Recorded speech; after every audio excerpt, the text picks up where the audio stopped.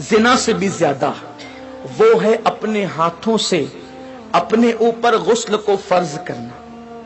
मुझे इससे आसान और इससे बाहया अल्फाज इस गुनाह के हवाले की तशरीह के लिए नहीं मिल पा रहे हैं कि लोग अपने हाथों से, नौजवान हमाम के अंदर बैठकर, बैतुल खला में बैठकर, तन्हाई में बैठकर अपने हाथों से अपनी इस्मत से खेलते हैं और वो अपने हाथों से अपने ऊपर गुस्ल को फर्ज करते हैं।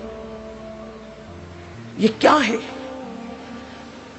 अल्लाह के रसूल सल्लल्लाहु अलैहि वसल्लम फरमाते कि जो अपने हाथों से अपनी शर्मगाहों से खेल कर अपने ऊपर गुस्ल लाजिम करें, आका फरमाते अल्लाह की, सारे फरिश्तों की और मुझ मोहम्मद की उस पे लानत हो।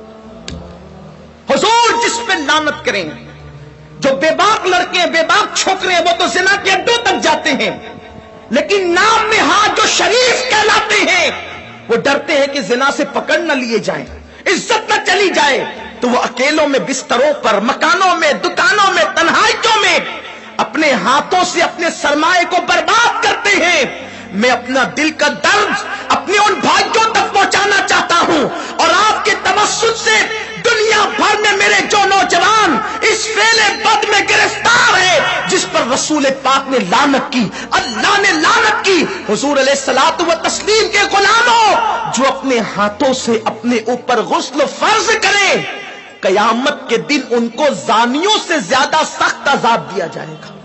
जिना करने वालों से बदतरीन अजाब उन लोगों को दिया जाएगा। और मेरे आका अलैहिस्सलाम फरमाते हैं कयामत के दिन कुछ लोग ऐसे होंगे जिनके हाथ हामिला होंगे, हाथों पर हमल के आसार होंगे।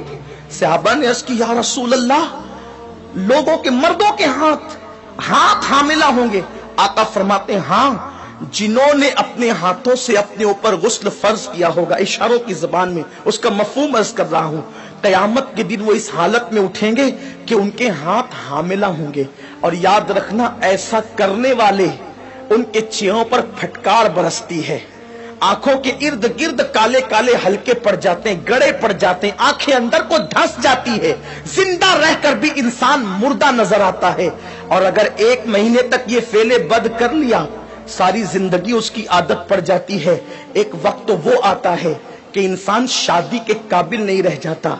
जब माँ बाप शादी का प्लान पेश करते हैं, इधर मुंह छुपा रहा है, उधर मुंह छुपा रहा है, गोया कि अपनी जिंदगी को तबाह कर चुका है, बर्बाद कर चुका है।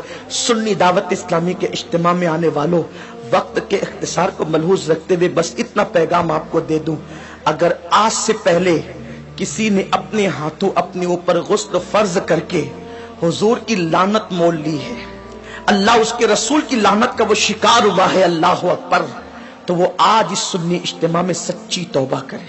इसलिए कि तौबा इंसान की जिंदगी को बदल देती है।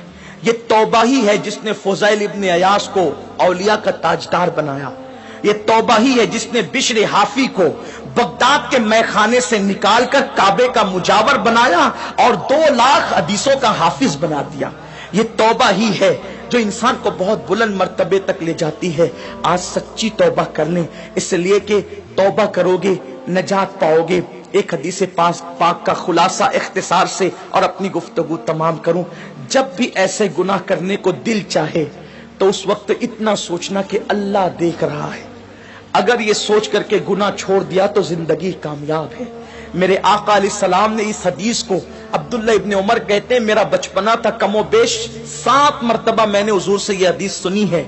आका फरमाते हैं किफ्ल नाम का बनी इसराइल में एक शख्स था, एक जवान था, गुनाह करना उसकी आदत थी।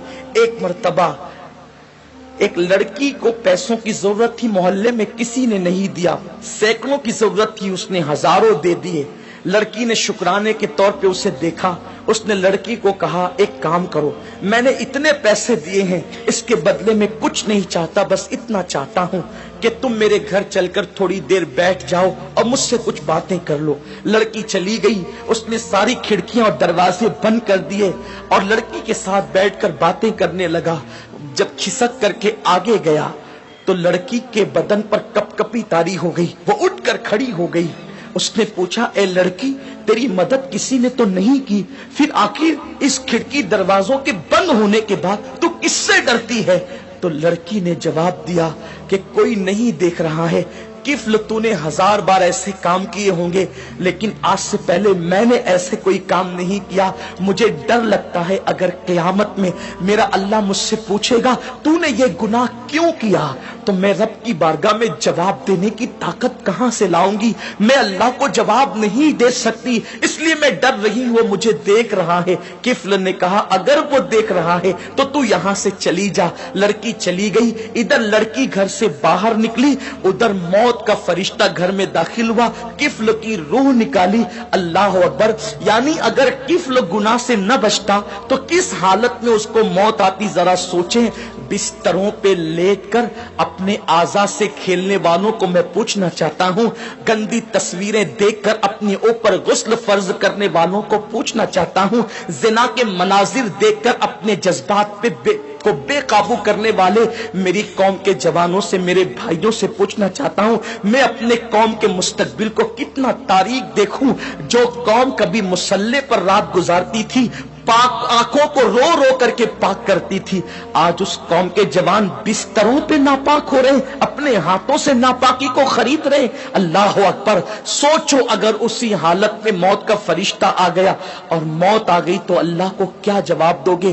کیا منہ دکھاؤ گے رب کی بارگاہ کے اندر؟ اللہ اکبر! کفل جیسی وہ لڑکی گھر سے باہر نکلی، موت کا فرشتہ آیا، کفل کی روح نکالی اور کفل مر گیا۔ جنگل کی آگ کی طرح یہ بات پھیل گئی پورے محلے میں، کفل مر گیا، مر گیا، مر گیا۔ کچھ عابدان اور زاہدان نے خشک نے باتیں کی، اتنا پاپی تھا، پتہ نہیں اس کا منہ کیسا ہو گیا ہوگا۔ ایسے میں کسی نے کہا کچھ بھی تھا لیکن کلمہ پڑھنے والا تھا، اس کی میت میں جانا تو پڑے گا۔ جب لوگ اس کی میت میں گئے تو اس کے گھر پر قدرتی قلم سے لکھا ہوا تھا کہ کفل اللہ سے ڈر کر ایک گناہ سے بچ گیا، اللہ نے اس کی ساری زندگی کے گناہوں کی مغفرت فرما۔ آؤ ہم بھی سچے دل سے توبہ کر لیں، رب کو منا لیں۔ زندگی کا کوئی بھروسہ نہیں، اور اتنے بڑے اجتماع میں آئے ہو، میں تو بس اتنا کہتا ہوں یہاں سے جاؤ تو یہ عزم لے کر جاؤ، انشاءاللہ نہ گناہ کریں گے نہ گناہ کرنے دیں گے۔ اپنے علاقوں میں جا کر سنی دعوت اسلامی کی شاخیں قائم کریں گے، برکات شریعت کا درس دیں گے، اجتماع کریں گے تاکہ ہمارے نوجوان گناہوں سے بچ سکے۔ ممکن ہے اپنی فغاں سے چند لوگ ہی بچ جائیں تو یہی اپنے لیے نجات کو کافی ہے۔ اللہ تبارک و تعالیٰ سے دعا ہے میرا اللہ مجھے آپ سب کو عمل کی توفیق دے۔ باتیں تو بہت ہے لیکن وقت مختصر ہے۔ یہ قصہ لطیف ابھی ناتمام تھا، جو کچھ یہ قصہ لطیف ابھی ناتمام ہے، جو کچھ بیاں ہوا وہ آغاز باب تھا۔ گفتگو کے درمیان کوئی غلطی اللہ معاف فرمائے۔ وما علینا الا البلاغ